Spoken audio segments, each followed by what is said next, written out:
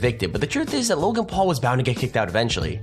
Don't believe me? Well, he keeps uploading videos where he smashes plates all over his apartment, and I guess his landlords must have seen them because he sent him a letter giving him 60 days to leave. The funny thing is he totally didn't learn his lesson because the first thing he did when he found out was, you guessed it, smash more plates. Anyway, he decided he had to find a new place to live, so after going around to his friend's house and being turned down, he went to the only person he thought he could trust, his brother. That's right, he was planning on living with Jake Paul even though he's pretty close to being kicked out himself, but that didn't go as planned either. Like, his brother straight up told him that he couldn't stay and kicked him out, so right now he has no idea where he's gonna live, and to be honest, we don't either. You like living here, Maverick? Well, that's too bad, because we just got kicked out.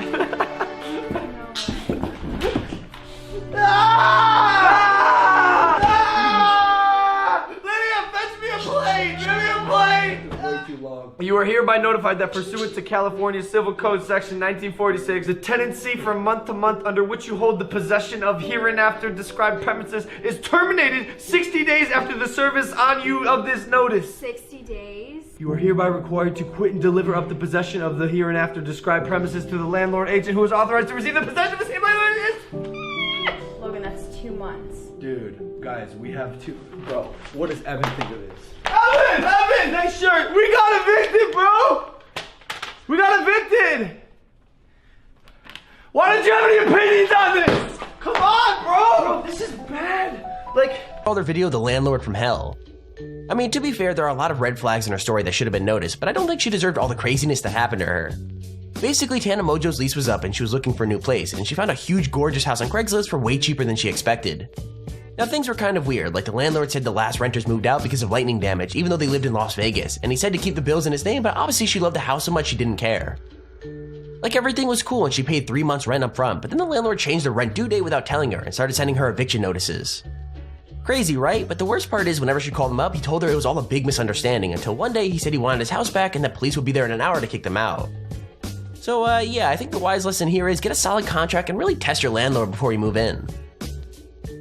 Is now the night before, the day before I leave for Australia. So I get home to all of my friends sitting around my kitchen island with a notice in their hands. And so I walk up to them and I'm like, guys, what's wrong? And basically it's a piece of paper that in super fucking what the fuck, I dropped out of high school and don't understand this, unnecessary, big worded lawyer terms says 24 hours to exit the premises. You've been evicted. This is the point where I lost my mind. Like, so it was like 8:10 in the morning and he texts me and he says, I'm so sorry, I should have told you sooner. I just really want my house back. The constable will be there to lock your doors at 9.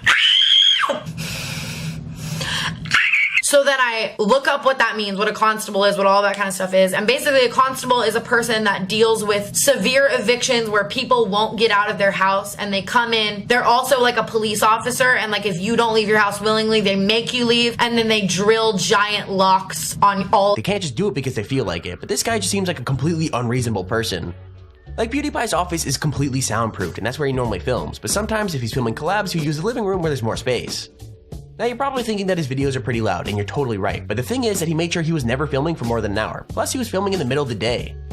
That all sounds fine, right? Well, actually not so much, because one day a super angry dude showed up at his door and yelled at him to be quiet, as well as using some pretty inappropriate language. Now, they thought it was just some angry neighbor, but nope, it turns out it was their landlord, and they got an eviction notice the next day to prove it. Honestly though, the funniest thing about this story is the landlord did send them a noise complaint, but he sent it the day they'd already been kicked out, so it really didn't do much. I'm getting kicked out.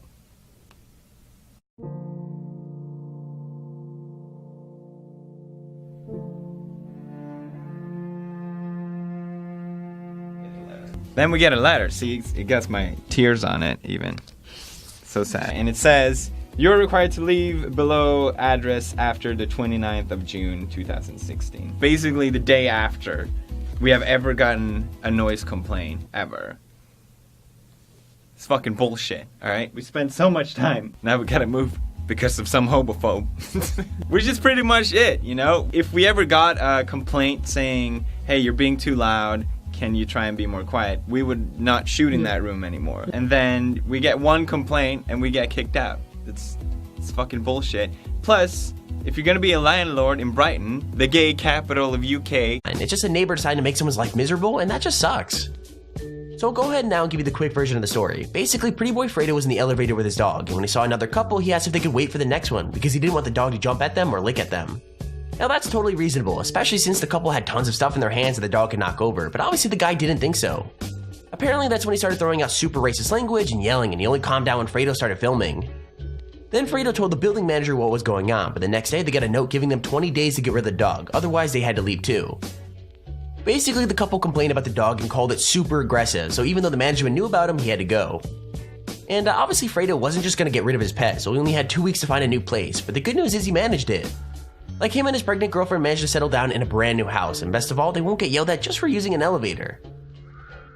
Nothing has changed. So yes, we still have 2 weeks. They came to our door and they gave us this little notice. You can read it. Command is hereby made that you remedy the non-compliance within 14 days from the receipt of this notice, or your right of occupancy shall be deemed terminated and you shall vacate the premises upon such termination. So you get it, guys. There's either saying we either have to get rid of the dog or we leave in 14 days. Like I said, we went down to management office and we had a conversation. She just pretty much said that she was new. She's only been here for a few weeks, and that AJ, which was 7 months ago, had nothing to do with under. Now there are a lot of bad ways to kick off a year, but starting 2017 by finding out you're being kicked out of your apartment might be one of the worst ones I could think of. With that said, that's exactly what happened to Faye Sensor, and the reason why is one you could probably relate to. So basically, even though he was almost never home, one of his neighbors kept complaining that he was just too loud, like when he was playing music, sure, but also when he was just vacuuming or walking around his room. It sounds crazy, but he apologized anyway and stopped playing music until New Year's when he wanted to throw a party. I know that seems totally reasonable, but it turned out that same neighbor was apparently texting the landlord for hours about the noise and literally told him to kick him out. That's when he got a text the following morning saying he had 60 days to find a new home, but the good news is the landlord said he could stay later on, and he only sent the text because the neighbor had stressed him out. In the end though, Sensor decided to find a new place anyway, probably somewhere where he could walk across the room without being yelled at. I mean, come on, I could understand if it was non-stop constant noise, but you really can't help walking or vacuuming. Talk soon. For me, I got a text message at 1 a.m. on New Year's saying you're getting evicted from your house and you have 60 days to leave the premises. And that was a huge shock. I had no idea that was coming. I never got a warning. Nobody said anything. I just straight up got a text message saying, you got to get out of there. You got 60 days. We're going to start following the procedure. We're going to call a lawyer and you got to go. And it hit me by surprise. I've been living here for 4 months now. I spent a lot of time and effort moving everything into this place. I had a lot of help from a lot of people, getting myself situated into here, moving out for the first time in my life. I didn't see it coming. But basically the reason why I'm getting kicked out is because I had a party last night for New Year's, and I guess they said that the music was too loud and people were complaining. So without a warning, they just said, hey, we got too many calls saying that your music is too loud, so we're gonna kick you out of here, and that's it. I can count the times that I played music on one hand in my apartment. I played music once when I was decorating with my girlfriend, in the late November, very early December. I don't remember what it was, but we lost track of time. We were decorating for 5 hours, and then we had music playing and I was vacuuming, so the woman started complaining to me. She knocked on my doorbell. She rang my doorbell 20 times, so I go outside. She said, you gotta lower the music, you gotta turn it off.